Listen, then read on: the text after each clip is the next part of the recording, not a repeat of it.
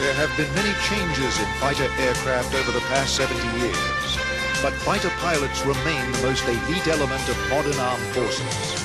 This video ordnance program examines the remarkable changes in men and machines engaged in the dangerous business of aerial combat.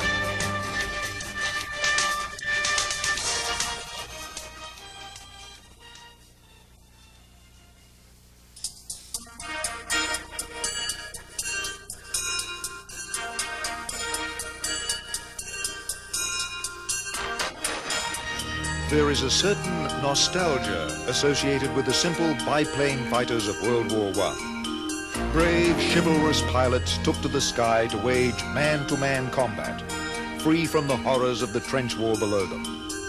They were knights of the air. The reality of World War I aerial combat was hardly so glamorous. The early fighter pilots were woefully unprotected. An efficient parachute had not yet been invented, so there were no means to escape a burning aircraft. It took remarkable talents to fly these early planes and to stay alive in the deadly arena of air combat. Maneuverability was a key to victory in early air combat. The Fokker DR-1 triplane, seen here, was a good example. The Fokker was a plane of aces, flown by Germany's top pilots like the Red Baron, Manfred von Richthofen. Its designers gave it short, stubby wings to make it more maneuverable. But this came at a cost.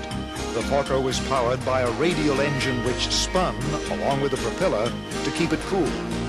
These spinning forces, called torque, made the aircraft difficult to control.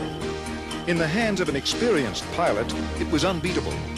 But many pilots found it was more than they could handle. In the half-century since World War I, fighters became larger, faster, but less agile. Past 10 years, new technologies have made high-speed maneuver possible again. New fighter designs are remarkably maneuverable. Like the Fokker triplane, their designs are aerodynamically unstable, but unlike the Fokker, they are safe and easy to fly. This is made possible by a new flight control system called fly-by-wire. A computer controls all flight surfaces. A pilot cannot possibly make all the minute adjustments necessary to keep the plane stable during high-speed maneuvers using conventional controls. But the computer can be programmed to adjust several control surfaces simultaneously to give the pilot the desired maneuver without the airplane going out of control and crashing. With a World War I biplane, there was a constant contest between the pilot and the plane just to keep it in the air. In a modern jet fighter, the machine responds to the flick of a wrist.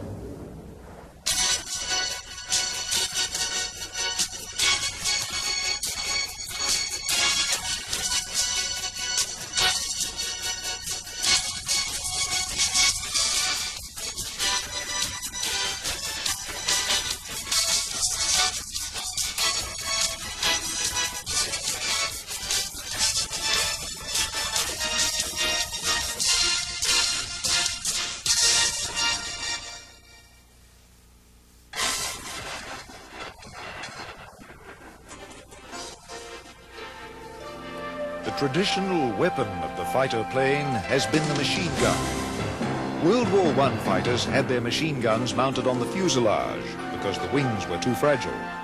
The trick to this arrangement was to avoid shooting off the propeller blade.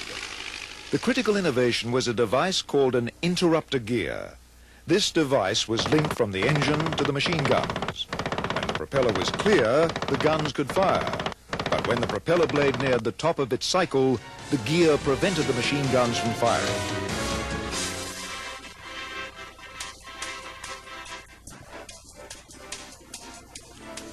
By the Second World War, fighters were mostly constructed of aluminum. Their wings were much more rugged than those of the old biplanes. World War II fighters had 4 to 8 heavy machine guns, giving them much more firepower than the fighters of World War I. Over the past few decades, missiles have gradually replaced guns as the weapons of choice. The first practical dogfighting missiles used infrared guidance. A small seeker in the nose senses the heat radiated by the enemy airplane. This is what a fighter would look like to the human eye. but to the missile, only the infrared energy is seen. Early infrared missiles were not very sensitive and could only detect the hot exhaust gas of another jet. So a jet had to maneuver behind an opponent to fire the missile. But newer infrared-guided missiles, like the AIM-9L Sidewinder, use an improved type of seeker which can detect smaller amounts of infrared energy. Heat builds up on the forward surfaces of a jet during high-speed flight due to friction with the air. The missile can detect this heat, allowing it to be fired from head-on. This makes the infrared missile much more deadly. Infrared energy is absorbed in the atmosphere, so for long-range dogfighting, radar guidance is necessary. The basic type of radar guidance is called semi-active homing. The plane uses its radar to paint the enemy airplane. Some of the radiation bounces back off the enemy aircraft and returns to the fighter plane. The radar-guided missile is able to sense this reflected energy, but the pilot must keep his radar pointed at the enemy airplane until the missile hits. The infrared missile is the short-range missile. The radar missile is for long-range engagements.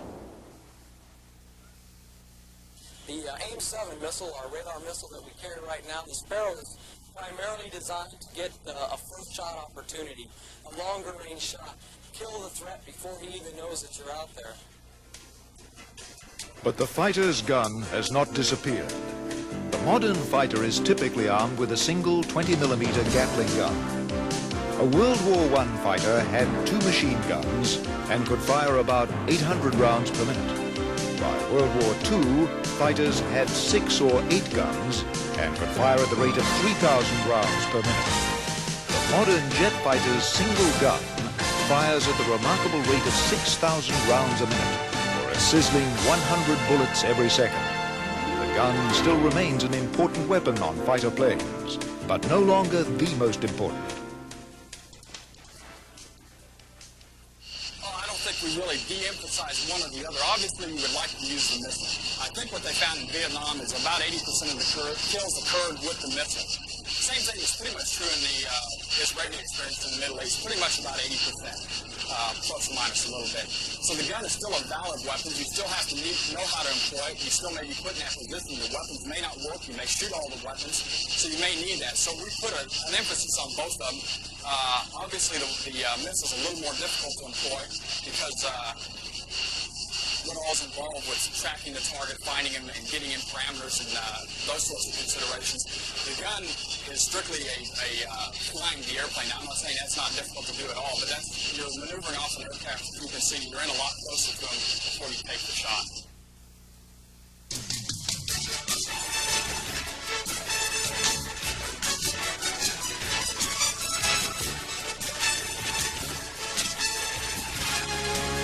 For nearly 50 years, the dogfight was a close-range duel. The machine gun was only effective to a range of a few thousand feet, so the dogfight took place within human eyesight. With the advent of radars and missiles in the 1960s, dogfights could take place beyond human eyesight, at ranges over 35 miles away. This has fundamentally altered the nature of air combat. Modern interceptors, like the Tornado ADV or the F-15 Eagle, carry 3 distinct types of dogfighting weapons. The F-15 carries the AIM-7 Sparrow missile, which is our radar missile, or BVR, longer range lift missile. Medium range is what it's designed for. We also carry the AIM-9 Sidewinder missile. Again, that's a more short-range missile, and we carry a 20mm gun. In the jargon of fighter pilots, these weapons control 3 envelopes. The gun controls a shallow area up to half a mile from the airplane. The short-range heat-seeking missile, like the AIM-9 Sidewinder, controls an envelope about 10 miles in front of the airplane. The long-range envelope is covered by the radar missile, like the AIM-7 Sparrow.